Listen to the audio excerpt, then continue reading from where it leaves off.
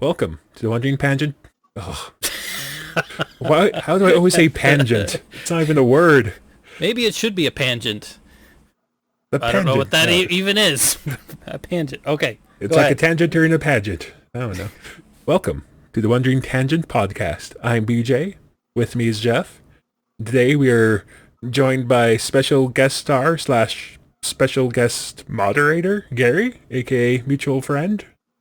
Hello.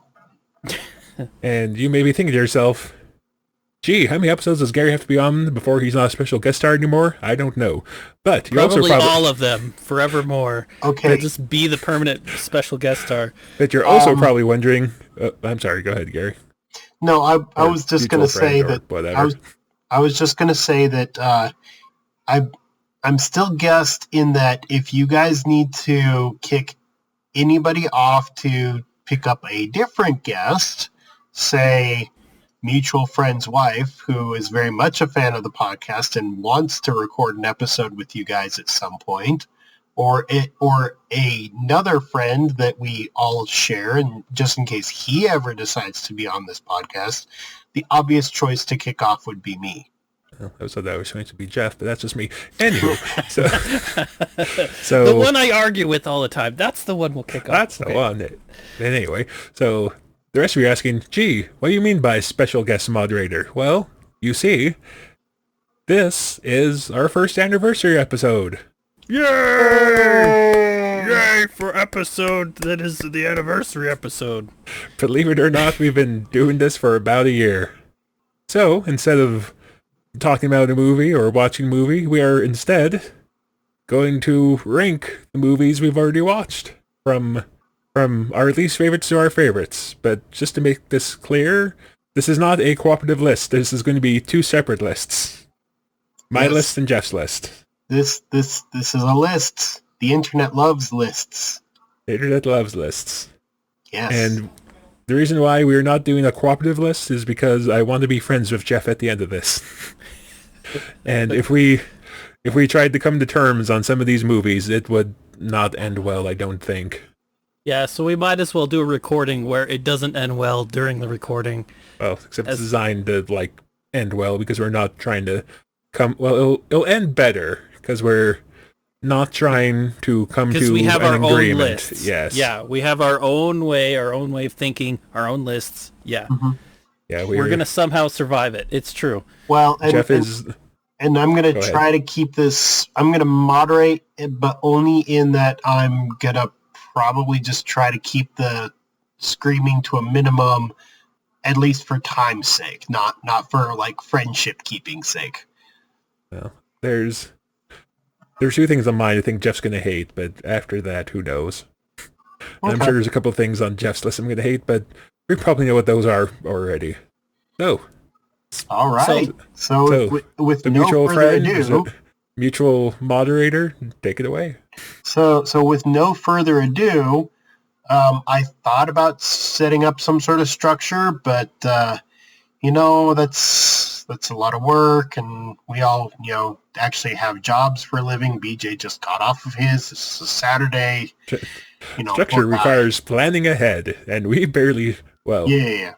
We barely have enough time to watch a movie, much less, establish some sort of tier ranking system or whatever. So we'll just go. We've done 20, or you guys have done 24 movies. We'll just start at number 24, the bottom, and work our way towards number 1, at least in your opinions. All right. What's rock bottom for you guys? Well. Hang on, I'm gonna ask Jeff a question here. So Jeff, okay. So just out of curiosity, did you rank your lists based on how much you enjoyed them or how good you think they are? Because you've shared the opinion a couple of times that a movie doesn't have to be watchable to be good. Mm-hmm.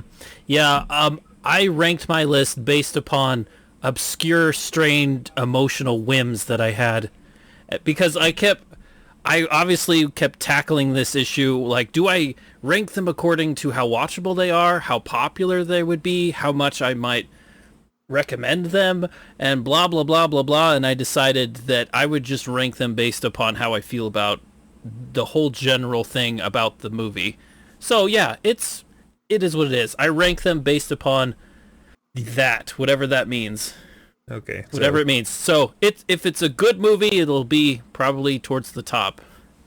It is what it is. Yeah, and okay. Just for the sake of clarity, I rank them in the order that I rank them in the order of how much I would want to sit down and watch them. So how much I personally enjoy them, with less regard to the quality thereof and more to my personal enjoyment.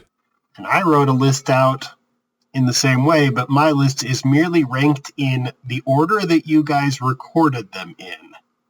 No jokes, anyways. Right. So an unsorted list. I don't get it, but sure.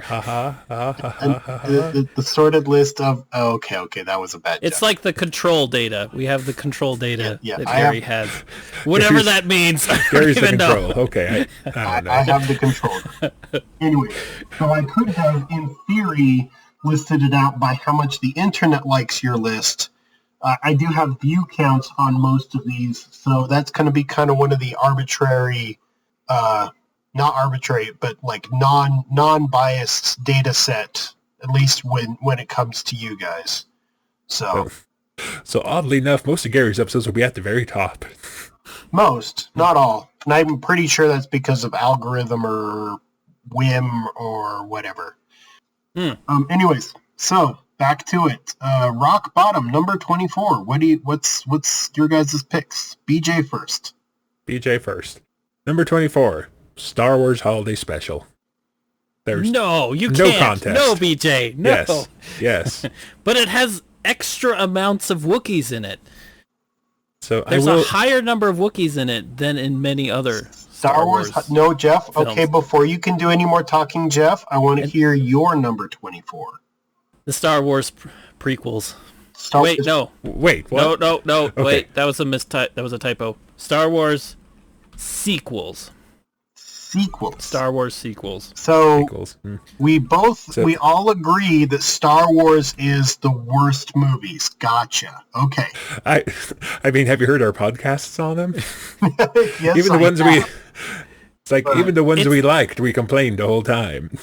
Yeah. It's not even so much that they're bad. It's the level of offense that they bring for something that should have been very simple and straightforward to do, and yet it was a complete catastrophe. Complete. Okay. Star Wars sequels. Jeff doesn't like Star Wars. Gotcha. So Jeff, you're telling me that if I sat you down between the Star Wars Holiday Special and The Last Jedi, you would rather watch the Star Wars Holiday Special? Absolutely. I would so much more sit through that, because the Star Wars sequels, the opportunity was too good. It was too good. They just had to make some basic stories and follow along with it, with a story that was, uplifting at a few points at least. But instead, they just destroyed everything that was established in the Star Wars universe, wrecked it to pieces, and tried to establish something else without even using like basic storytelling schemes, like show and not just tell people what they're supposed to think about a character. Show why they should think about the characters. And the characters act so irrationally and irresponsibly, and I should stop, because if I keep going, I'll never end. But yes, it is the worst by far of all 24 films. Was so much more rational. I honestly think that, I would say that it is more rational. The blundering was there, but I feel like those people should be given more grace than the Star Wars sequels, because Star Wars was very new, and this was like 1979-ish, 78, about around there. It was, people were still trying to understand the sci-fi stuff, and it was very new, and they just kind of operated the way they normally do things, which is to make a variety show. So I think that they are more off the hook. So you're saying than that than the modern writers who really should have known better. so you're saying that the grandpa watching adult entertainment in the middle of the front room is better than anything that the sequels put out. Gotcha. Well, it might be a very honest viewpoint on Wookiee society. I don't know. They might be kind of like weird and The bartender old, creepy. emptying the bar with the power of music and conga lines is more in line with the Star Wars canon than the sequels are. It offends me less. I'll put it that way. Okay. I would watch it more readily, and it offends me far less. The Star Wars Christmas special does. Okay, so BJ has... I don't even have to ask why BJ considers Star Wars Holiday Special to be an objectively bad movie. Because it is in fact objectively bad. It is. I am in agreement here, BJ, and in all honesty, I saw that one and I'm like, yeah, definitely. This belongs at the bottom of this list. Jeff has a disagreement. Let us move on from that disagreement to spot number 23. So, my spot number 23, Star Wars sequels. Namely, Okay. The Last Jedi. If, like, I was pondering if we should break these up into, like, break the trilogies up, and then now just add, like, 9 more things to add that on. So, I'm okay with The Force Awakens. The Last Jedi is garbage, and The Rise of Skywalker is, well, I guess The Last Jedi is burning garbage. The Rise of Skywalker is smoldering garbage because it's trying to recover from The Last Jedi. So, yeah. Well, Jeff, interesting your number enough. So 23? my 23 is Star Wars Holiday Special. Okay. So we basically switched them. We're basically in agreement that those two are rock bottom. We just have a disagreement as to which one is absolute rock bottom and which one is only kind of rock bottom. Young children will probably watch the Star Wars Holiday Special and kind of like it if they're Not my young young and child. naive enough. But there are those parts in it where you definitely want to skip over or shield their eyes or just never let them watch it altogether or however you want. But Skywalker with there's certain eyeshadow. parts, especially with the young Wookiee kid in his cool room and of it. I don't know. Some kids might like it. You know, kids who don't know better. Yes, Who knows? definitely don't know better. Okay, we've established and discussed 23. Now let's move to 22. Okay, here's where I start losing friends. I'm sorry, everybody. My number 22 is The Burbs. I knew it. I should have called it out. The Burbs. You hated The Burbs. I've made it entirely clear as to why I didn't like The Burbs, which, crap, when Jeff was making his discussion about how people in the Star Wars sequels just kind of bumble through everything, I'm like, isn't that what they do in The Burbs? Isn't that what they do in The Burbs? What's the difference? They're funny in The No, Burbs. they're not. Yeah, they are. They're Lies. wacky Slander. characters Lies and who slander. go to extremes. Okay. And they're funny when they go to extremes. In interest in time, Jeff, what's yours? And then we'll discuss. Unbreakable. Unbreakable. Okay. Now we're I think starting. I I'm around. know on that's a Unbreakable. controversial one. It's this is a weird thing because I actually don't dislike the movie so much. And it's probably my favorite out of all the M. Night Shyamalan films. But there are some good points that it makes, but still, it's a movie that never really caught on with me. And it's not so much the pacing, it's just that the characters are just very slow and undramatic. But I don't know. I thought you liked that. I did like it. Here's the problem. Like, honestly, the movies that we reviewed, I like almost all of them. The ones that I would honestly say I dislike are 23 and 24. And we've just passed that threshold. So I'm kind of I in the probably same would. boat. Yeah, I would probably not watch Unbreakable Okay. again unless it was a weird moment where I don't know, was feeling super strange, and then I somehow watched it. But yeah, it's not super rewatchable for me. And some of the spoilers in it are not that. The thing about M. Night Shyamalan is that his twists are always seem very predictable to me. Mm-hmm. But I think that I think there are good qualities though that he has that are unique to him that make him an excellent storyteller and director. But some of the things that people love about his work, I just don't understand. And so Unbreakable's pretty low for me. Okay. Well, let's get back to the party foul that is BJ not liking the Burbs. Fight me, nerds! I'm gonna fight you a little bit because I don't. Okay, I would argue that humor is very subjective. I'm going to take my bias out of it and say BJ can have his bad opinion about the Burbs. Okay, but most people like the Burbs. Yes, so Jeff. BJ, Most you're in the people like minority. pizza. I do Some this going people in. don't. I do this going in that people will get mad at me. When this episode gets released, I am expecting to get an angry text from mutual friend's wife. She probably will. Because when we published the Burbs podcast, she texts me, she's like, "You guys talk about the Burbs. I'm so excited." I'm like, yeah, we sure talk about the Burbs. So, and let me tell you something a little bit about, actually the Burbs has history with me too, because this is when she absolutely freaked out about this. And this is when she's really started pestering me to get on, to start like taking it seriously that I should start being on your guys' podcast. So that's a little bit of history for anybody out there. This is on the backside. So the Burbs was a recruiting. Yes, it was an excellent recruiting tactic moment to get you on to the podcast. Yeah, it's the recruiting moment because she's like, they're always talking about mutual friend, and they always need to. She's saying you need to be on their podcast because we're all friends and we need to be together and blah blah blah. You guys get the idea.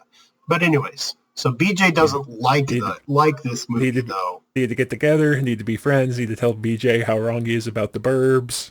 Pretty much. And Jeff doesn't like Unbreakable with the same amount of passion. Gotcha. Okay, are we on to 21? Yep. Let's move to 21. Hey, Jeff, guess what my 21 is? Guess what your 21... Oh, Star Trek the Motion Picture. Star Trek the Motion Picture!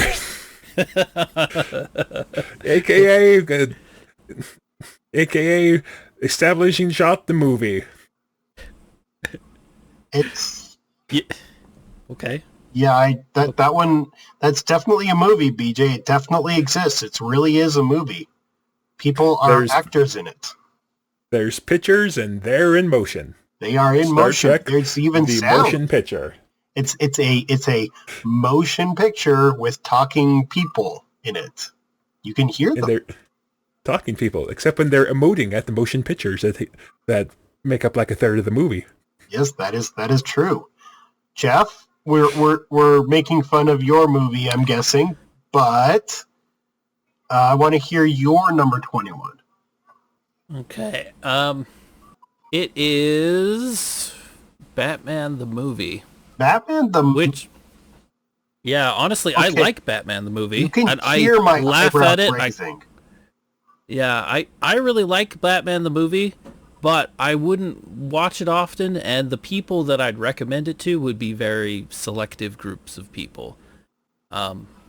So most people are just not gonna like it or watch it, or really appreciate it for its in-depth value as a quirky, crazy movie. Whether it was made as a B movie or not, it's a great B movie. But I don't watch it very often because I know it well enough, and I don't recommend it much. So it ranks way down there at 21. It's in the you don't recommend it, but you still think it's an awesome movie. This is going to be a strange great list movie. for Jeff, at least in It this is- section of it. It is very guardedly recommended. It is great for a very select niche of people. And then BJ, you're Jeff. What you obviously much more appreciate Star Trek: The Motion Picture than BJ. You're not going to even say Yeah. a thing about him thinking it so low. I'm waiting for my moment. You see, But- unlike BJ, There's a lot we could say, but you I'm have calling like it now. Star Trek Motion Pictures isn't his top 3. it seems like Jeff has 2 movies on this list he genuinely dislikes, and then everything else is kind of meh until he gets into his genuine likes. We'll see what happens when we get into some higher ups. BJ, are you done with your genuine hates here, or are we still treated to that for a few more? No, so my only two genuine 3 genuine hates were 22, 23, and 24. Okay. I will acknowledge that Star Trek Motion Picture has merit, but the pacing is just horrible. It takes away from the movie. And you're right. It is a motion picture that has pacing in it. I'm reserved. You can tell, but I'm reserving my judgment for. But anyways. Okay. all right, let's go on. 20. 20. Batman the movie. Oh, close agreement. Very close.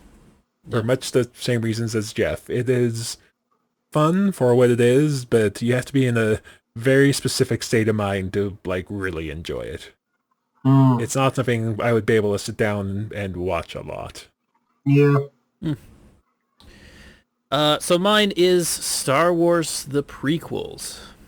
And so the prequels, I think, are good. I don't ever rewatch them. There are components of those movies that I think are brilliant. I like the downfall of Anakin Skywalker. I love many of the story points, even some of the political background that most people fall asleep in. I like that stuff. But there are other opportunities that are missed. And it's I think that whole hokey world and cheesy. Yeah, it's entirely too bad because R2 being I would. a bigot. There's a couple of things that it's like, why does it have to be like that? Why did Tatooine even need to get involved in the first place? Could have just been another planet. But the pod race is really fun.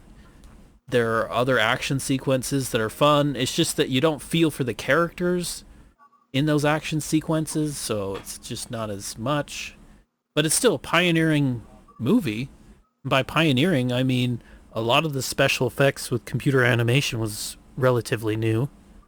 Using it at that scale is risky. I don't think it worked out as well as it... So if this movie was made with the same special effects... It's like, I have stuff I want to say, but I don't want to turn this into another 3-hour dialogue of Jeff going off. You're right. But the point is I think it was almost great. It was very close. Some of the philosophical things in there are spot on, though. So I think Lucas did very well. He just needed someone else to kind of help him with the story. A few pieces of dialogue, a few things here and there. It probably would have been just as good as the original Star Wars. But anyway. So we have slight agreement on Star Trek Motion Picture, and then Star Wars. 2 out of 3. No, we don't have Yeah. any agreement on the Star Wars motion picture. Just want to put that in. Like BJ and I are polar opposites on that one, but well, maybe not complete polar opposites because he says there are some things that have merit. He used the word merit, so. Anyway. But, yeah. Anyway. They said it was good. Brilliant. 19. King Kong versus Godzilla. Oh my goodness. Okay, I believe... sorry, go ahead, Jeff. No, well, mine is Godzilla, the 1954. Okay, which I really like it, but it's not usually recommended or rewatchable, and I wouldn't go back and watch it frequently. But it is a great movie in and of itself. that's worth at least one good watch for most people. Okay. Godzilla, old Godzillas, people don't. Well, I don't know. Well, with BJ, you get into just mildly category, and I think that a lot of the older Godzillas, I agree that a lot of the older Godzillas are kind of in that category, depending on how much time you have and how much effort you want to put into it. Well, BJ, you're I would say above average Godzilla fan. Yeah, I believe I even said at the time that King Kong vs. Godzilla is not one of my favorites. There's the early era Godzilla films vary pretty wildly, and there's a few that are just a little too goofy, and this is one of them. They're still trying to find the right tone after original Godzilla is super dark. Godzilla Rage Again is still pretty dark. And then they go entirely the opposite direction in King Kong vs. Godzilla. So they're still trying to find the right vibe, and in my opinion, they went too far the other way. But it was very early on in the Godzilla franchise, or whatever you call it. So, I mean, this is the first time that Godzilla fights another monster. No, it's not. No, it's not. It's not. He fights one in Godzilla Rage Again. Oh. So. Okay. I believe we're at 18. 18? 18? No. 18. For me, 18 was Star Wars prequels. Star Wars prequels? And Jeff? Mine was King Kong versus Godzilla. Okay. You put King Kong versus Godzilla above the original Godzilla. Yeah, I know. I really love those tiny miniature Sherman tanks. I'm sorry. I don't. The original Godzilla has excellent stories, and they have these characters, and everything is very new to them with this creature coming from the ocean. It's exciting, but like they have King Kong somebody... versus Godzilla. King Kong gets drunk. It is. Honestly, my kids love that movie, King Kong versus Godzilla. Tiny toy tanks, Jeff. They can't get enough of it. Yeah, they have little tiny toy Sherman tanks, and then somebody had to like glue roof tiles onto all of these different roofs. And then Godzilla comes in and just smashes it all. And I just think that is so cool to put so much time into something that gets destroyed. I love it. They didn't have miniatures or anything in the original Godzilla. Well, they did, but they went all out with the King Kong versus Godzilla. So, anyway, I put it above it. But BJ, this is why we didn't try to make a combined list, because we knew it wouldn't happen. But BJ, prequels, you're now at the prequel stage. You're saying those are they finally irked you enough to be on the list at this level. Well, I mean, compared to many of the other movies we watched, I would argue that Phantom Menace and Attack of the Clones are okay. If we had broken them out by themselves, I probably would have ranked Revenge of the Sith higher. But as a collection, it's not something I get in the mood to sit down and watch very often. Okay. Yeah. Okay. That's definitely... We're still in bottom half territory, though we are moving into upper portions of the bottom half, right? I think we've managed to navigate our way out of bottom quarter to... basically after Burbs, I would say I don't really hate any of these movies. It's just, compared to the other ones on the list, I would rather watch others. Okay. All right, now let's get into 17. Maybe we're going to start to get into something that we still might actually watch if it came on the TV on a Saturday afternoon. 17. My 17 was Batteries Not Included. Oh. You didn't like that one as much. I will say that, this was a fairly recent episode, so my opinion on the viewing of this movie might have been a little painted by how the conversation went in the podcast, because Jeff, you're like a brother to me, but sometimes you just can't read a room, dude. What? You know- Explain. What was I not reading? Whoa. You know how I don't like awkward? Many Yeah. parts of the Batteries Not Included conversation were awkward. Okay. I still don't get it. I'm not socially aware enough. Yes. Obviously. Yes. Yes. Obviously. Gary, do you know what I'm talking about? Just the conversation itself, or the Yes. movie? The conversation itself.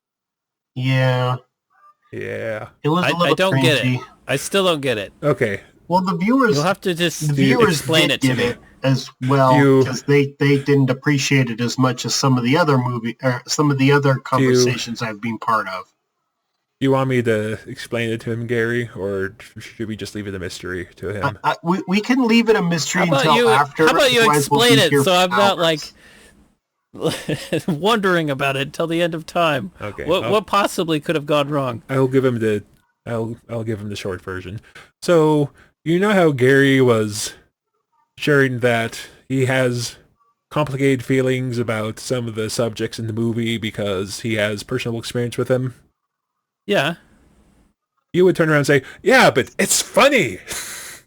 Well, it is the comedy relief of the movie, and everything else going on I'm completely blind to. So whatever yes. Gary was mentioning, I don't know or understand much about. So that being said, I formally apologize for pushing upon something that may have caused offense and people to gather pitchforks or torches and look for an area where they could chase me into a grain mill of some kind or whatever kind of plans that may have happened. But Anyway. yeah, it was intentionally put in there Anyway. as sort of a... Anyway. Anyway, okay, Anyway. whatever. Gary's not included, Whatever. and Jeff is. Wait. What was Jeff again? 17? Did you say? 17. No, I didn't say anything. Oh. So the 17 of my list is the Magnificent Seven. The Magnificent Seven. Excellent soundtrack. Has lots of good shooty moments. And I think the Magnificent Seven, though, even though it is a Western classic, and I do like the movie, most people probably won't like it, so it's not one that I recommend to very many people. And if I do recommend it, they just kind of like politely say, "Sure, that sounds great," and then they never watch it because they know This is why a lot of people are not going to pay attention through the whole thing. Yeah, but 7 characters is fun, but it's hard to keep track of 7 personalities on the screen for most audiences. That's why like big hit movies are not going to have 7 characters. They're going to have a smaller number, and then they might introduce a new one along the way to keep people from getting bored. Like in Star Wars, they start off with 3 main characters plus the 2 extras as droids. Then they have other supporting characters that are like villains and other things, but the heroes are just like 5 characters. And then you add in Lando Calrissian, which is great later on. Still not up to 7, but yeah. But anyway, it's a good movie. Okay. So basically, once Jeff can't count the number of characters on the one hand, he gets distracted. That's true. Yeah. Like once I run out of fingers, it's like, no, there's too many. I have to forget someone now. All right. 16? 16. And Gary, I apologize, but it's Dune. Okay, so Explain, getting BJ. spicy with the Explain. moderator, huh? So, Dune is fun.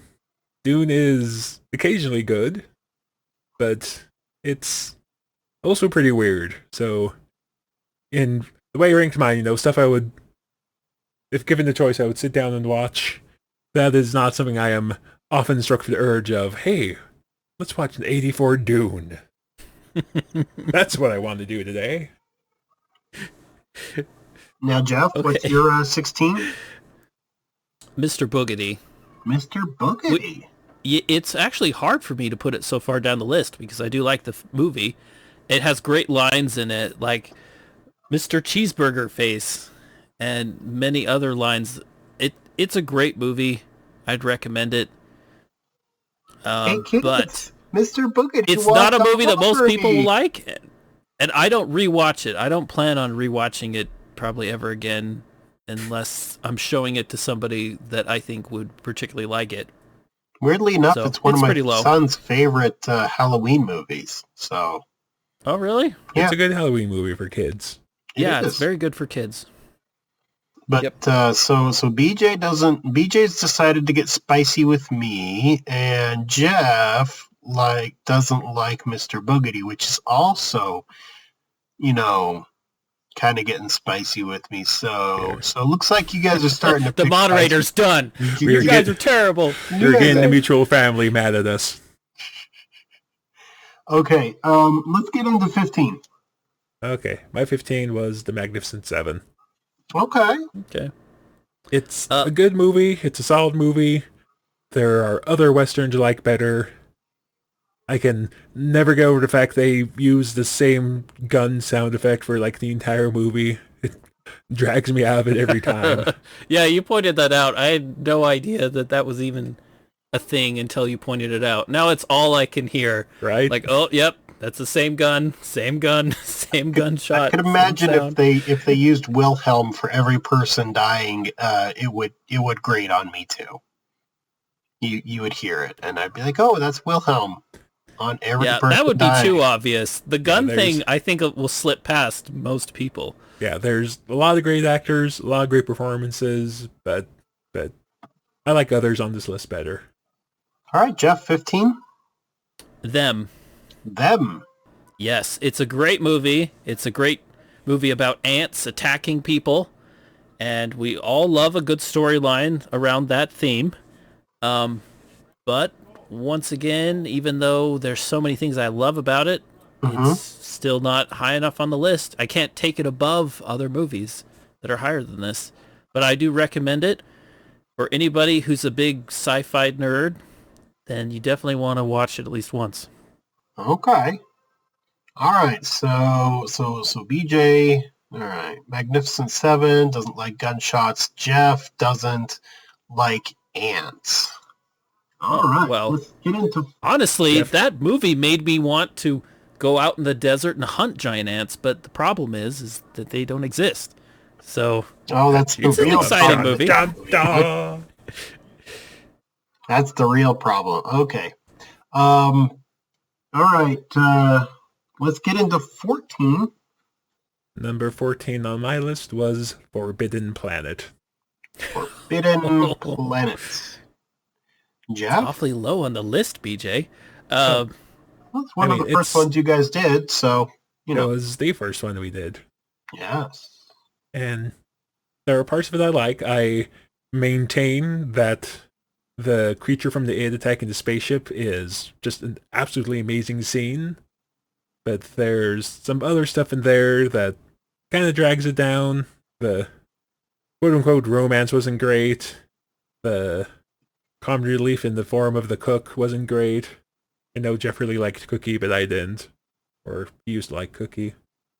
So- Yeah, I probably liked him more than you So it's- did. Yeah. So it's good. I maintain that everything above 22 on my list is watchable. It's perfectly watchable. But compared to other movies on this list, Forbidden Planet's my 14. Okay, Jeff, you're Okay. 14? The Rocketeer. The Rocketeer is an excellent movie. Great storyline. Really good pacing. You should just as a note, because we always seem to fight over pacing. But this movie, I think most people would agree, has excellent pacing.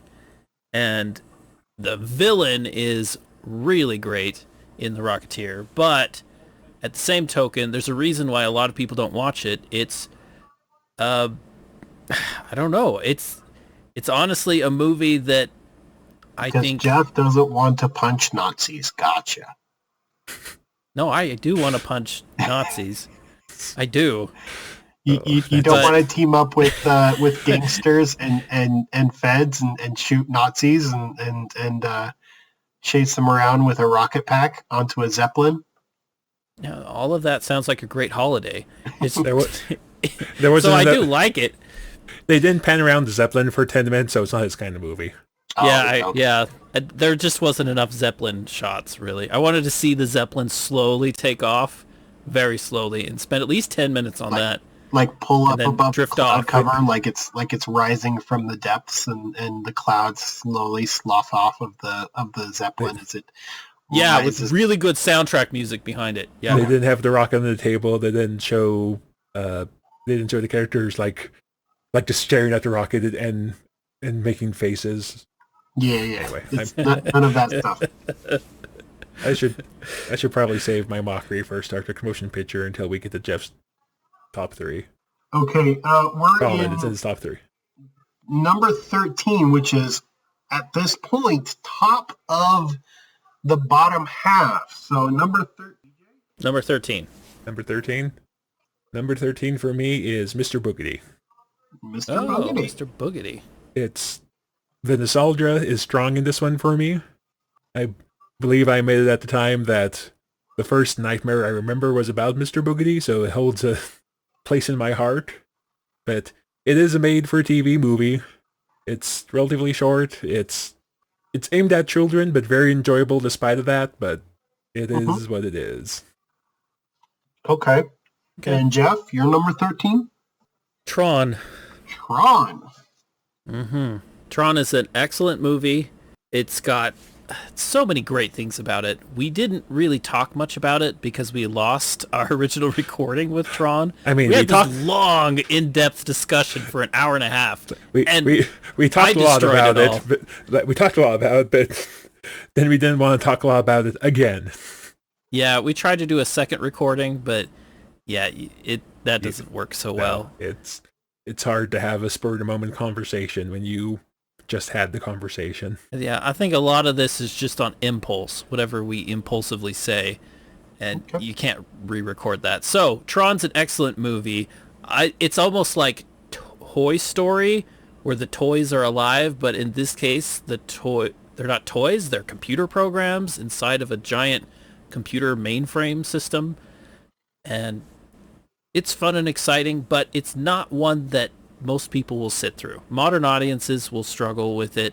Yeah. And some of the subtleties in there, like the little tiny details they put in there that are really well thought out and done, I don't know if people fully will appreciate them. So it's not a movie I would recommend except for the truly nerdy. And yeah. But what a great concept and great movie. Okay. Now, we're getting into the second half of this. We're going to change things up a little bit. Jeff, you're going to start with number 12. The movies you actually do start to like. Officially. All right. Now, I know we've passed that point a long time ago, but still, it's haha. Well, I mean, these are the ones that we put above the others. Yeah. So, The Thing from Another World, number 12. All right. Number 12, The Thing from Another World. All right. Yeah, So I you really like hate the Veggie 1980s Monsters. Gotcha, one of this. Gotcha. You hate Veggie Monsters. Veggie monsters. I know, I just don't like vegetables. Yeah, Just the thought of yeah. a carrot coming with an axe. But that's not to say you don't like this movie. You like this movie. You just don't like the monster because it's a veggie monster, and you want the army, the good, solid army people to take it out.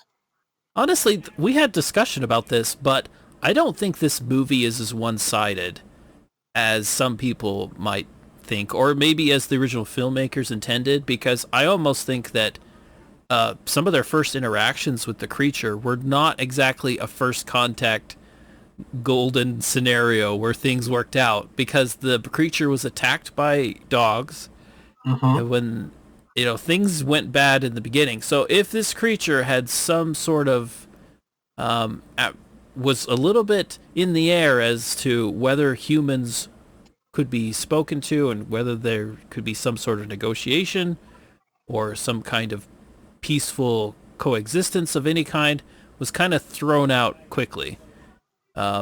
So, yeah. Okay.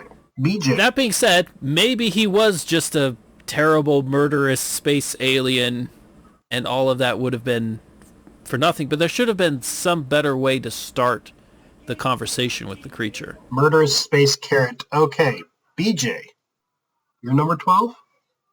My number 12 is Tron. Tron.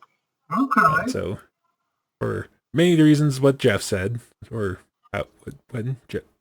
what's the proper term? Words cannot do. For a lot of reasons Jeff said, but it's fun. Has some, I would argue, a lot of the effects, while not cutting edge by any means by today's terms, they still look pretty good because of their stylization, but I will also say that a lot of the acting isn't great. So Okay. All right. A fun movie. I don't know if modern audience would really like it because, like Jeff said, it doesn't work as well as the modern audience because people are a lot more tech savvy than they were in the 80s. Yeah, you can't just say computer and people... Computers aren't as mysterious. Yeah, you can't just say computer and circuits and people instantly turn their minds off and pretend you are instantly knowledgeable. They're like, yeah, but what kind of circuit? You know, what kind of graphics circuits card is on your little computer there? Well, and it's kind of funny. I'll interrupt and add more, but one of the comments I made is that really there's a lot of anthropomorphic stuff that happens in entertainment. Like even in a lot of kids shows, you have bears walking around on 2 feet, talking, stealing picnic baskets or something, that in a way that a human would steal a picnic basket. So you have all these things that are anthropomorphic, but when Tron was created, it's almost like trying to be anthropomorphic in a different way towards these computer systems and computer programs, but I don't think it really clicked with people, which is too bad. Okay. But anyway, let's move on to 11. Dune. All My right. number 11 is Dune. You appreciate Dune, though not as much as I do. Let's hear your thoughts real quick. So, with Dune, it's a great story, but I mean there are a lot of great stories that have been written, but this is one of the great stories. So I wouldn't put it like near the top of the list. And this version from 1984, it's very artsy. It's very artsy. It kind of wants to tease you with these very artistic, passionate scenes where people, it's just like it tries its best to be as epic as possible, and it does a good job at that. But it doesn't really have a world that people can understand, like a Star Wars or Star Trek world where things are more relatable. That being said, it strikes a different note than Star Wars and Star Trek, so it wants to go in a different route and have that more passionate note that it hits with people. In all honesty, I understand the world of Dune more than I understand the world of Star Wars because of its differences. I'm going to interject here with this particular point because I do understand this note where you don't understand it, but that's okay. 10,000 years in the future, you're not supposed to understand. Whereas you're not supposed to understand Dune because it's 10,000 years in the future in a society that's completely alien to our own. Whereas in Star Wars, the fact that we understand anything at all about what's functioning in this world is kind of weird because it's not supposed to work that way in a galaxy far time long ago, in a galaxy far away. Like, why is this at any way, shape, or form relatable to us? But then again, this is all words on a piece of paper and then stuff on a screen. So I'm going to get off of my little soapbox. I actually think that's a very good point, Gary. Yeah. I think you're right. 10,000 years in the future, that society is going to be way beyond what we deem as normal or what we would think would be predictable. So making it so different and wild is very interesting. Okay, we've gone on. But once again, I don't know. Yeah. Now let's hear BJ. BJ, you're 11. My number 11 is Princess Mononoke. Princess Mononoke. So I do enjoy Princess Mononoke. I don't have too many. I can't really don't really have anything to say against it, but it's just there's again I rank my movies by how often I would sit down and watch them, and Princess Mononoke is not the kind of movie you like sit down and watch on a whim. I was like, oh, Princess, I want to talk about Shades of Grey. Let's watch Princess Mononoke. Oh yeah, definitely. The messaging in that movie is kind of, what's the word? Heavy-handed? It Little? was kind of, in my opinion, we had a mixed review of that. Yeah. I feel like it wasn't as heavy-handed because it didn't really paint either side as the bad guys. You know, it wasn't like Fern Gully or Avatar where nature good, people bad.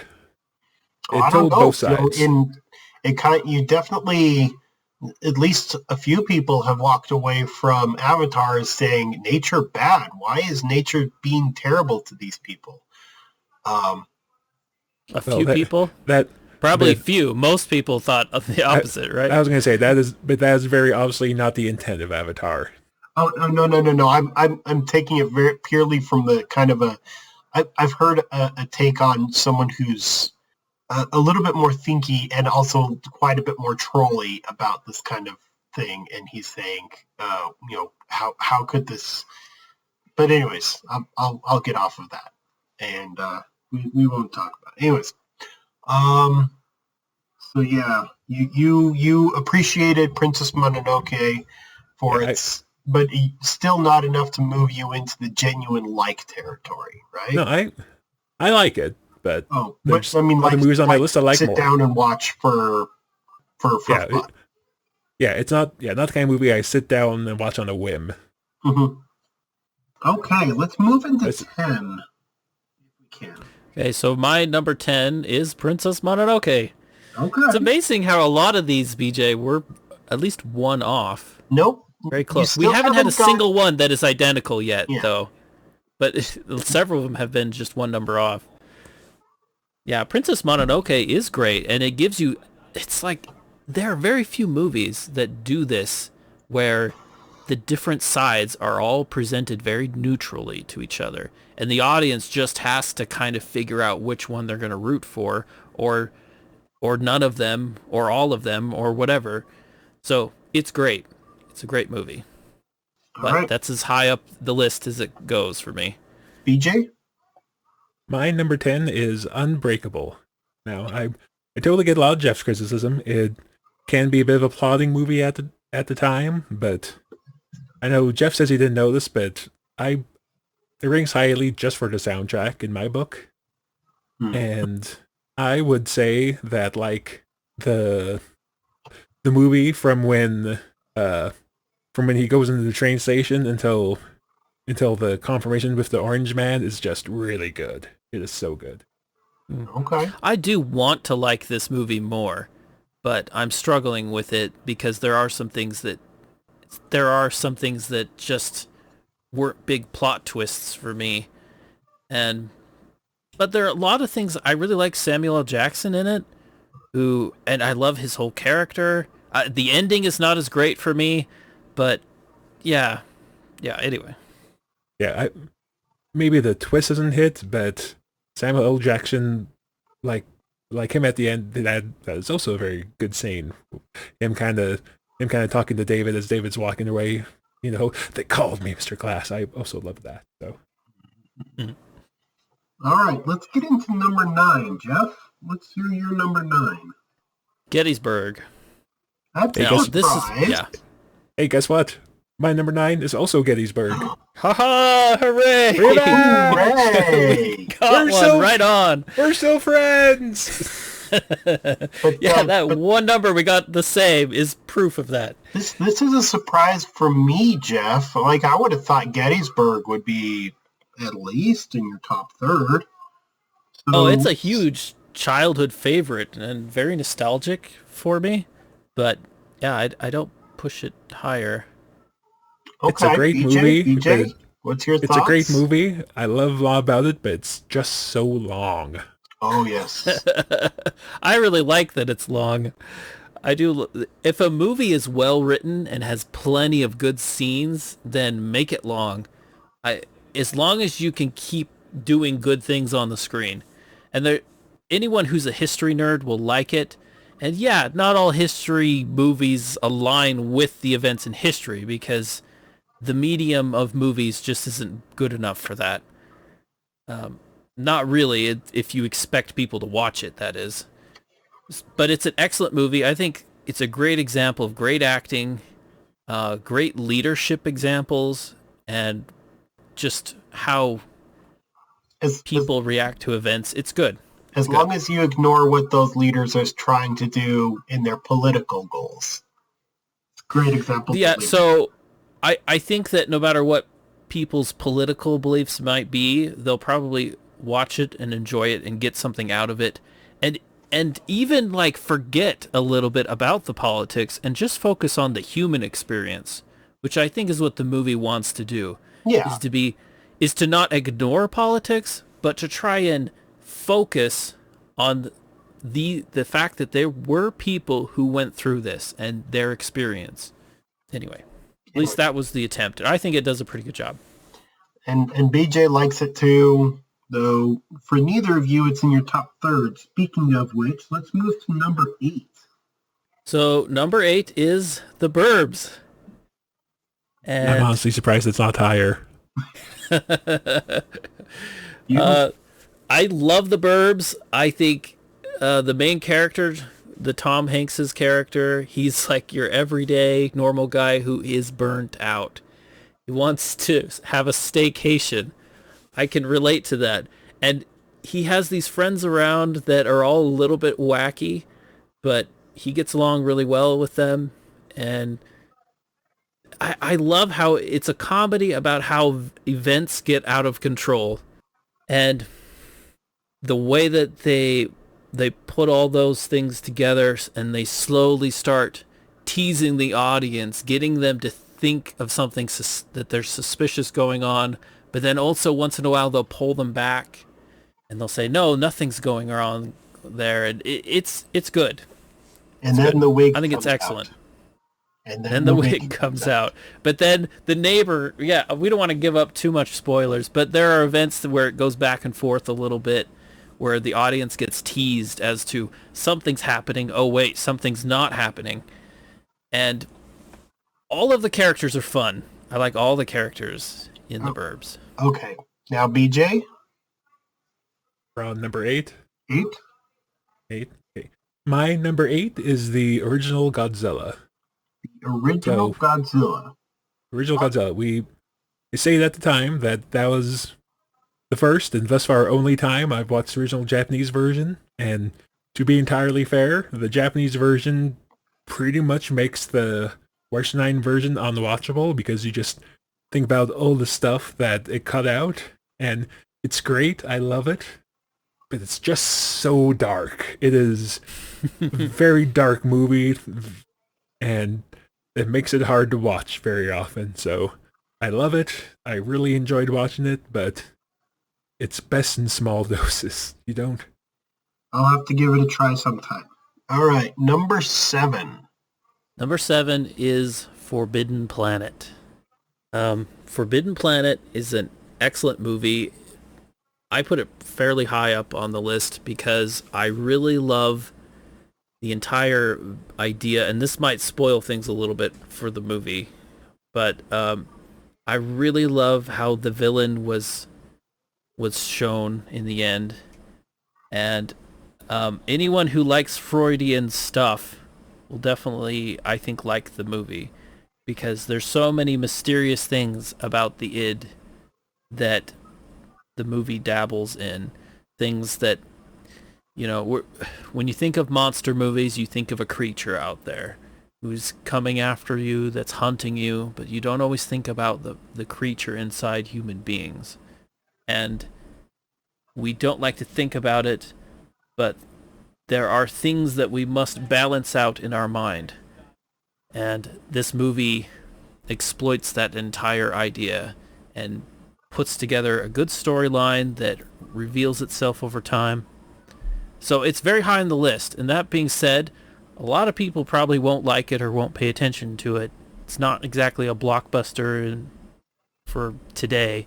It's probably quite slow and hard to watch for most modern audiences. But yeah. All right, BJ, you're number 7? So my number 7 is The Changeling. The Changeling. It is, if not my favorite horror movie, it's in the top 3. It's so good up until like the last 20 minutes when you get wheelchair cam. Up until then, it's chef's kiss. It's impeccable. Mm-hmm. But much like Godzilla, it is so dark. Mm-hmm. And, it's a horror movie, so it's going to be dark, but it makes it so watching it, say, more than once a year for Halloween is hard to do. So it's a great horror movie, one of my favorites. The ending falls a little flat for me, and the tone makes it hard for me to watch it very often. Okay, so BJ likes dark movies. Gotcha. Number 6, Jeff? Jaws.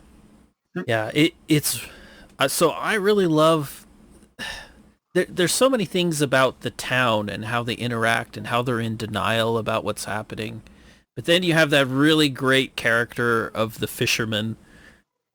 Then I just love all the things they wrote about him, and just how he's a really tough guy that's hard to understand. But I think somebody who's been through things as he's been through them, I think he's an understandable character, and all the characters are very realistic and interesting. So yeah, it's good. It's a good movie. BJ, number 6? My number 6 is The Rocketeer. All right.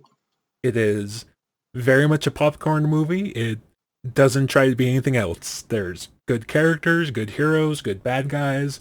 The plot doesn't overstay its welcome. It's just good. I like.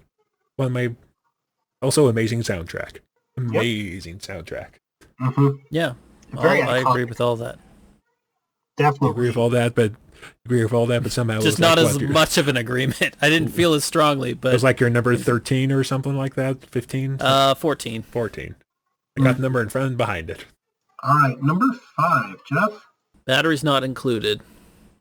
Okay. So this was a heartwarming movie, and I love how it's about a group of people who all have problems, but something from outer space comes, and their problems are not so much solved by the saucers as that the building itself carries on.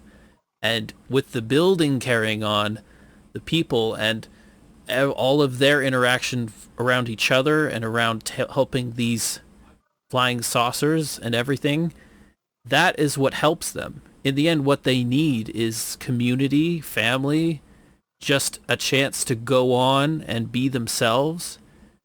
Something like that. I mean, for people to solve their problems, maybe they don't need much. They just need that. And this movie is a very heartwarming movie about all that. It's got some fun comedy in it that I think is funny. And it's a little slapstick at times, but I think it's great. And also, a lot of people think that this idea of flying saucers from outer space coming down and having a family inside of a building randomly, it's a weird storyline, but when you think about crossing the vacuum of space, perhaps little tiny flying machines could survive the vacuum of space and fly long distances or something. I don't know. But just because it's weird like that doesn't mean it's completely unrealistic. And in sci-fi, you're playing with some ideas that are, even though they're not real, they have like pieces of possibilities and truth to them that fit into science in some way. So all around, it's a great movie. That's my number 5. So BJ, what's your number 5? My number 5 is It's a Wonderful Life. Like, Ooh. I Yeah. I was going to say I countered Jeff's heartwarming movie with the superior heartwarming movie, but considering Jeff hasn't said It's Wonderful Life yet, that means he ranks us higher than I do. So, but no, it's great. You know, we're in the part of the list where I love all these movies.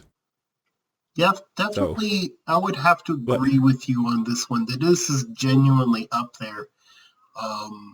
Probably Jeff oddly might have enough, might have yeah, a more correct idea in that it's still yet to be listed. But I definitely agree with you that it's a heartwarming, it's a good movie.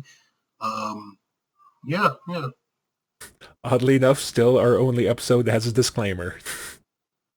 I Yeah. mean, apart from the ones I've been part of, it's the one that's ranked.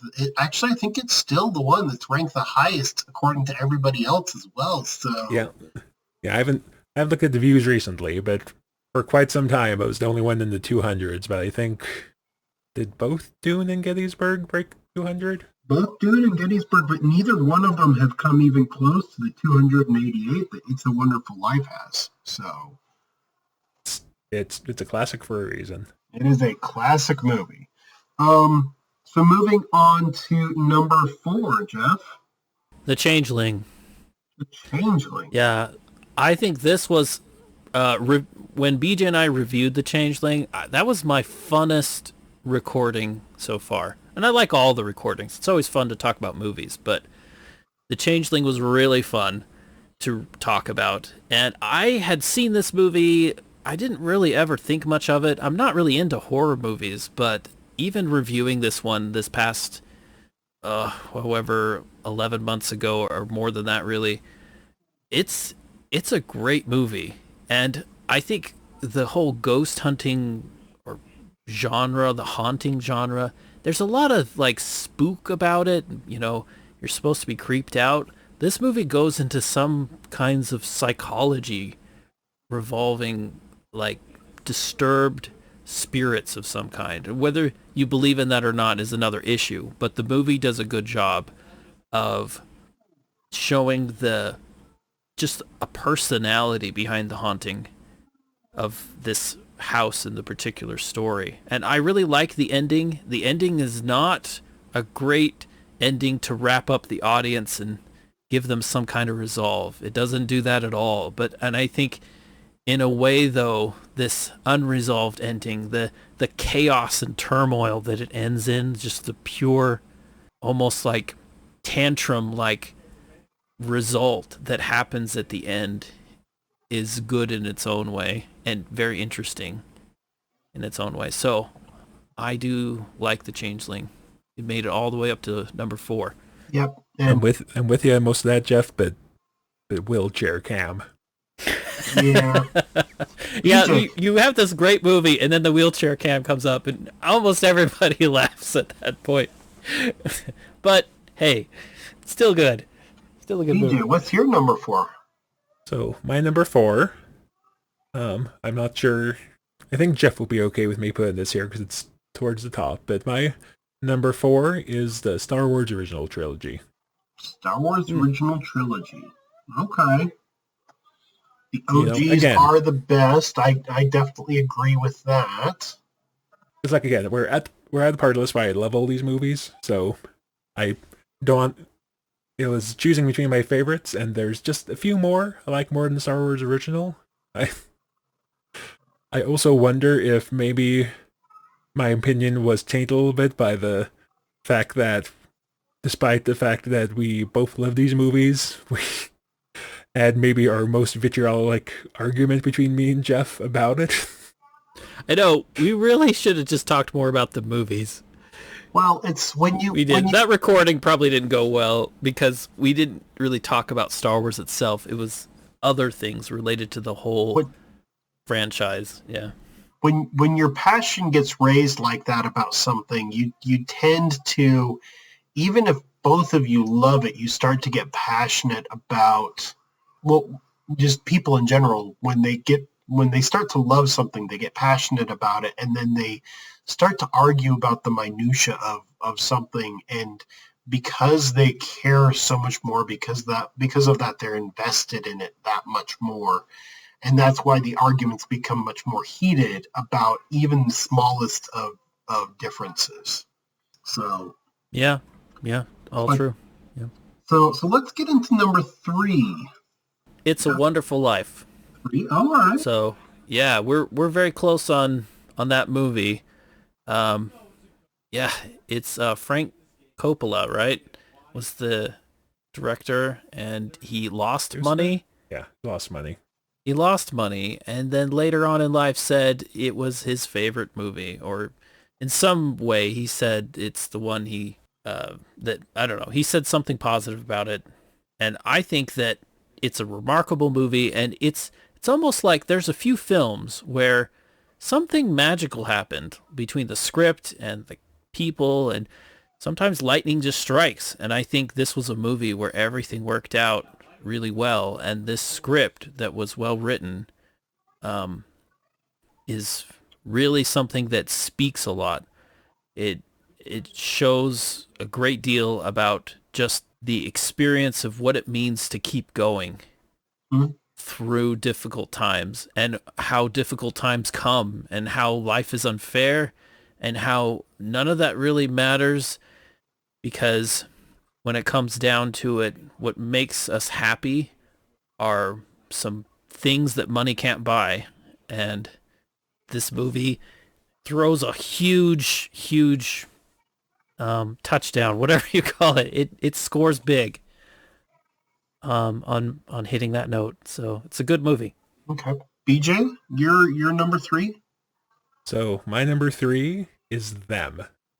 Them. Again, I will admit there's probably a bit of nostalgia in here because I grew up watching this movie, but we have established the fact that I am a fan of creature features, and Them is one of the great creature features. The ants are great, they look incredible, the characters are all solid, dialogue's good, there's good stakes, compared to many of its contemporaries, it doesn't overuse the ants. The ants always feel like a threat instead of just the audience being told they're a threat, and that helps the movie a lot. There's a lot of love about Them, in my opinion. Okay. All right. Let's get into number 2, Jeff. The Star Wars original series is my number 2.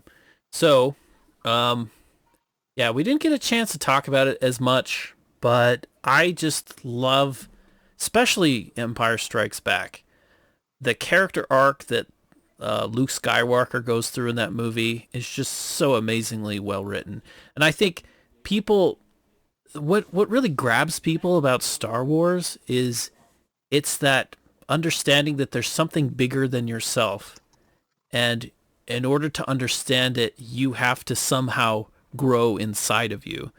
And so Luke, who is impatient and has all these character flaws, he has to work through them. And it's a hard struggle for him through the whole thing. And he has these really great other characters along his journey. And I just think that those 3 movies are just cinematic brilliance, and the like of which those films probably will never quite be replicated in the same way. I think lightning struck 3 times in a row, and they were too scared to make another movie because they're worried that they'd make a flop, which is a real thing that they were legitimately worried about, because when they came back years later, they couldn't replicate it again. They couldn't get the same magic that the original band had. And I think some of the original writers and some of the directing, and it's almost like fate brought that movie together, and people were able to exceed the level of talent they had to just make something that was well organized, had great story, great character development where people loved the characters, who felt for the characters. It was a dramatic moment when Han Solo gets encased in carbonite. You know, it's just such an emotional pull. And it's too bad because the original cuts, I think, do a little bit better job. I think on the emotional side of things, they do better. So you think I digress. Solo shot first is the best way to go about these things? I think that even if we have better special effects today than we did in 1977 through 83 or whatever, even though our special effects are better, it's about more than that. It's about characters interacting in a world. It's about storyline that really grips people emotionally because it's the story that they have somewhat inside their life. When you say Luke looking up at the sun, people feel that way. They want something more, but it's hard to get that, and you feel kept from it. And then you go through this huge adventure, and you realize that at the beginning, you want to become a great warrior, but at the end, Luke understands the higher thinking, the higher, more nobler ways of the Jedi that's about peace and justice. It's not about war and conflict. It's about restoring justice in order to have peace, but also having that a balanced perspective. And even so, when he takes on Jabba, he gives Jabba chances. He gives him opportunities to give up Han Solo. It's almost like he's like a chivalry. He's like a knight from the Middle Ages, from King Arthur's court, who exercises chivalry as he saves his friends. So, yep, and the whole Darth Vader plot line, boom, well written, well done. All right, BJ. Just going to interject two things there. One, I was biting my lip very hard because me and Jeff already argued about certain things ad nauseum for an hour. And two, about Luke being like the King Arthur knights. If you actually read some of the King Arthur stuff, the knights just go around and joust people. so they wouldn't have given Jabba a chance. They were like, "Joust me, worm." Well, oops, I killed you. Now I have to redeem myself because I killed you. Yep. Anyway, let's get on to BJ's number 2. My number 2. So speaking of characters, Jeff mentioned characters. My number 2 is The Thing from Another World. Now it can be argued that maybe the creature is not the most intimidating, but outside of that, this movie is so good because the characters are so good. The dialogue in the whole movie is amazing. The conflict between the two groups of characters, generally it's between the soldiers and the scientists, are believable. And while one side is generally more sympathetic than the other, you can kind of see where the scientists are coming from. But just the dialogue itself just carries the whole movie. It's such good dialogue. It is so much fun to watch. I do agree. The dialogue in that movie is quite amazing. So the way that they give that dialogue, it's so natural. The acting is just amazing. So a lot of movies try to be dramatic with over-the-top emotions, but no, that movie gets real humans in a more realistic way with realistic disagreements and all of that. It is a good movie. I would agree. So they don't make them like they used to, is what you're saying. Yeah. Both of you are saying in this particular category, in this particular number, they don't make them like they used to. Okay, number 1. Here we go. Okay, here's the moment. You already know what it is. I wonder what Jeff's number 1 is going to be. It's kind of like anticlimactic because as soon as we get to number 2, everyone knows what number 1 is. Okay, so what I think is the finest movie of the list, even beats out Star Wars, is Star Trek: The Motion Picture. I knew something was missing. The reason why I think this is probably is whatever it's an excellent movie, possibly the greatest best movie of all time. You said. Yeah, the greatest movie of all time, according to Jeff, is yes. He said this during the podcast, and I was flabbergasted. The motion picture, the original motion picture. To remind people of why we watch Star Trek motion picture, it's because when we were talking about Tron and how it didn't do great in the box office, I looked at movies like, oh, well, that's because it came out at the same time the Wrath of Khan did. And obviously Wrath of Khan is the best Star Trek movie, so of course it lost. And Jeff disagreed. Not only does he disagree, he disagreed with Star Trek the motion picture. Yeah. Okay. So the reason why I believe it's the greatest movie is because of the character arc that it puts in this movie. And not only does it put this really amazing character arc in it, it does it for everyone. All the characters in the movie have the same character arc. And that is they think they want something. They think they want something. They, in their mind, speaking of the crew and even V'ger, this giant mechanical intelligence, this giant cloud of all this stuff, it has the same character plot, which is that it's after something. It believes it knows what it wants, but then when it comes down to it, as it begins slowly to discover that what it really wants is something completely different. And it doesn't know what it wants until it journeys and tries to figure out the thing that it doesn't want. It goes on this journey of discovery to get after what it thinks it wants, but then it turns out what it actually wants is completely different, and it comes to terms with that. And all the characters are the same. So V'ger wants to understand what is next. It's gone through the universe and it's discovered everything. It's learned everything that it could learn. Its mission was to know everything that is knowable, and it achieved that. And it's coming back to Earth with the question, is there more than that? Is there more than just understanding everything that is knowable? The V'ger has had a mission, and it ran into a limit. And I think a lot of people don't understand that when something that you're passionate about, that you're obsessed over, there can be limits. Even if it seems like you can go on and on forever pursuing a goal, there's limits. And so what V'ger discovers is something else that it wants more, which is actually to join with the creator and to begin to rediscover the universe in a whole new way. Because it was out there discovering things according to a very logical set of intelligence. It wants to now discover the universe in a more illogical way, something with a human impulse to it. So that's its character arc. But then you have Captain Kirk, who... Jeff, are you going to go through every character? Are we going to... Yeah, seriously. It's... Yes! So, Jeff, yes. Well, give me 2 minutes. I'm going to say now. Wait, about... hang on. I have a joke you need to say now because I bit down. Okay. But I'm just going to keep going. I'm going to say it. The character arc is them circling around everything for 10 minutes. Circles are like two connected arcs, right? So that's a character arc. They circle around things. Yes, they do circle. Jeff, you've had a long time to explain this, and if people really want an in-depth, they can go back to that podcast and they can listen to you explain this all out previously. But let's get on to BJ's number one. What does BJ feel is the best movie of all time, or at least the best movie of this particular list? The best movie on this podcast is Jaws. Jaws. Why?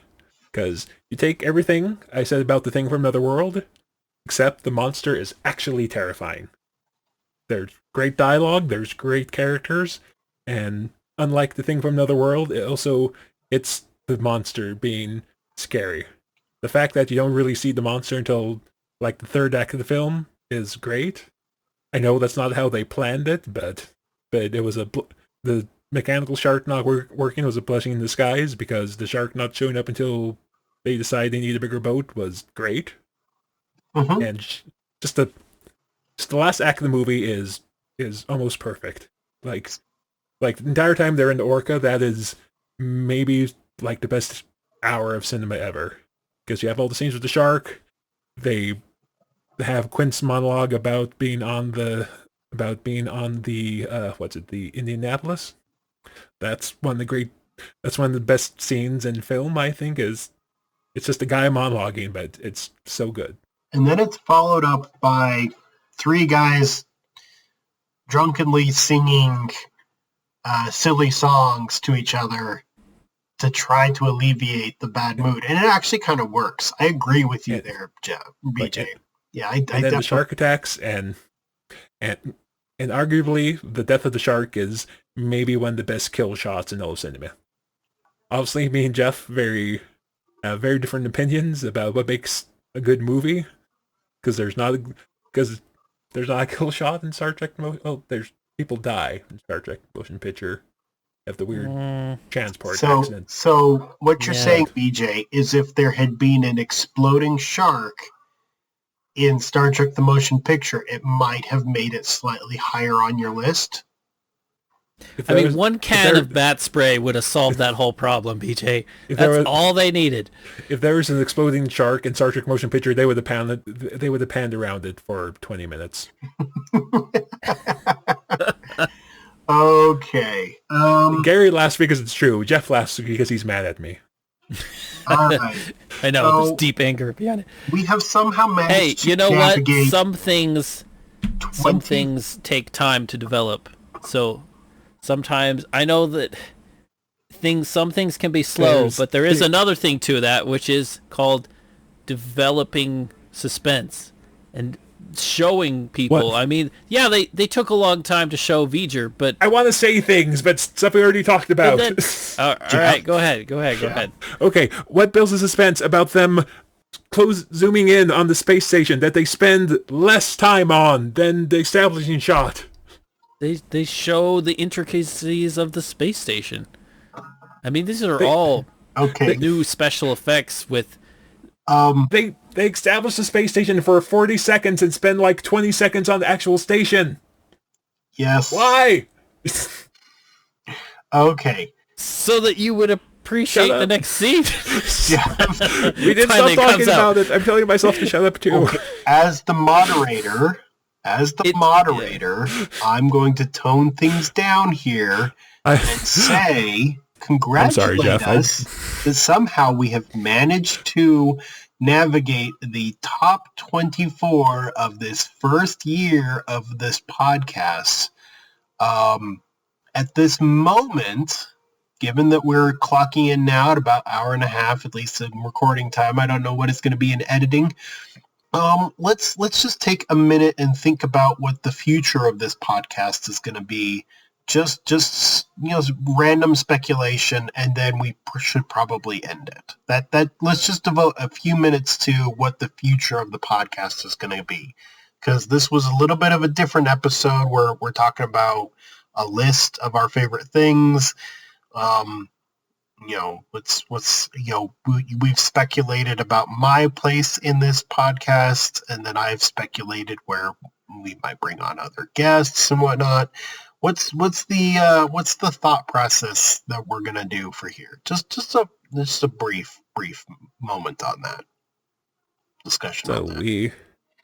we have thought of a couple of ideas. One of them is is kind of your idea, Gary. If that comes to pass in, say, early April of next year. Oh yes, the early April idea. Yes, that There- should be fun or funny. There is another few ideas that me and Jeff have floated, which would, at the very least, it would expand past what we usually watch. I don't know if I want to spring it here because Yeah, but One- so far in one of this the people year, involved listen to this podcast. we've watched a lot of movies that we've liked. Most of the movies, even though we're ranking them lower and higher, we generally like all these movies, with few exceptions. I was going to say, But we're probably going not to all watch. these movies. Yeah, not all- not all of them, Not but all of them. we will probably watch a lot more movies that we don't like, and movies that we would Well, never in a million years watch, yet somehow we'll watch them and review them anyway. Well, So there'll be a lot more variety, probably. you say we're going to watch movies we don't like. You're always the ones that says, let's watch this because I hate it. Then you're always the one that changes your mind. Yeah, that was Ishtar. I decided that was actually a mercy on my part, That was I watched Ishtar. it. I That was was- like, BJ will was- destroy me if I force him That to was watch also- this movie, That was also Armageddon, which which we should still do. Yeah. funnily enough, was Oh, that wasn't it me. That Arma- was No, you that said no to that one. No, that was you, because we were going to watch Armageddon. Then you changed your mind and you asked me if I had a movie to pick. I said, no, you choose something you want to watch. And you said The Burbs. Oh, I don't remember. So History is a... I didn't want to say no to the Burbs because I didn't want you to have to think about it again. So instead, I just... So what you're saying is some people might start moving into movies that we don't choose, but some other people are choosing for us. That might make things a little bit more interesting. So as far as what's coming up soon, we already know what we're going to watch because it was a Gary choice. Yes. Should I spoil it? If you want to. I have chosen as the next one the classic movie of Doctor Strangelove, and that's a little bit of an interesting one, and I'm going to let BJ and Jeff watch it, and I'm not going to post my opinions about it, though I am choosing it, and generally we choose the ones we generally like, but I'm not going to say too much about it, but I'm going to let them speculate and then watch it and formulate their own opinions on it. Yeah, it's a movie I have heard about, but have never actively engaged, because from what I know about it, doesn't seem like I would like it, but I am open to being changed on that front. Jeff? Oh yeah, it's definitely a movie with a lot to talk about. I have many things to say about that one, but I'll save that for when the moment comes. Yes. And so we also have to record our Halloween episodes next month, and we have one picked, or at least so far we have one picked. Mm-hmm. And I'm having trouble with my pick, so maybe, hey, let's do some audience interaction. Oh yes, if anybody posts a comment. Well, hang on. So I have two ideas, and it's kind of funny because the first idea was a movie I love, but I didn't really like the book. And the second movie is a book I love, but the movie we would watch isn't as good as the book. So I'm choosing between The Haunting, I think it was the 60s Haunting? Was Haunting the 60s? Anyway, not The Haunting came out in 99. That one was trash. And then the other one is Dracula. So if any of our tens of listeners, if that many, have an opinion on whether they'd want to hear us talk about The Haunting and talk on the book, we could do that. Or if you would want to listen to me, because I don't think either of you guys have read Dracula. No, I haven't read it. Still haven't read the book itself. Okay. So that's like... So what Dracula movie are you talking about? The 1930s one with Lugosi. Okay. Because Dracula is one of my favorite books. I've read that book like every year since like high school. So I would love to compare and contrast the movie, but I can't choose the two because The Haunting is one of my favorite horror films.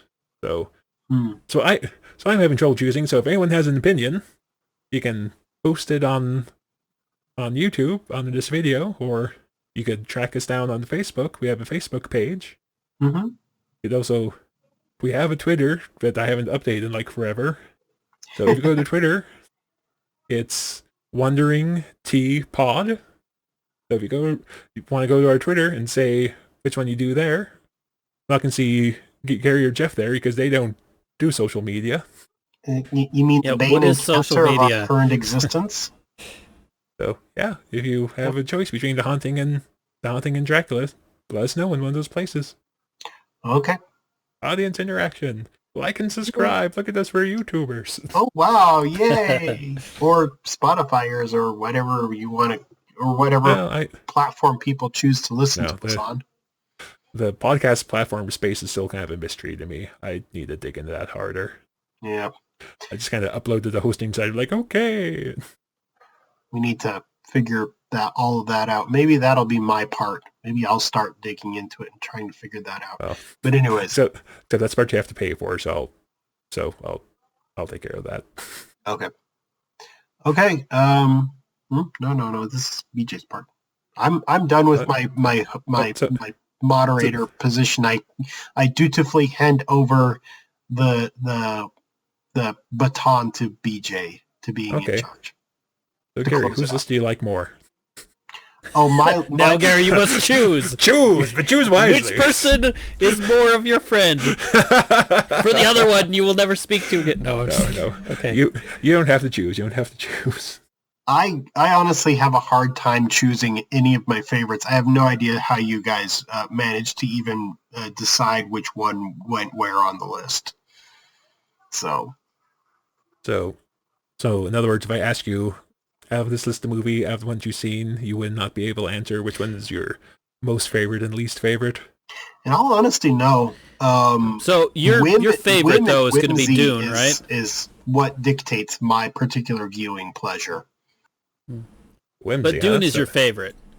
You love Dune. That would probably be your number one, right? Or would it be a It different probably would score higher on, if I was to create a list, it'd probably score higher on the list than either of you chose.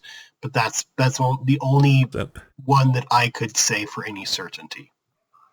so I forget if we didn't say this at the beginning, but the reason why Gary doesn't have a list is because Gary's not a maniac and he hasn't watched these 24 more than 24 movies if you I've count watched the a good trilogies. chunk of them, but not all of them. Not all of them. Yeah.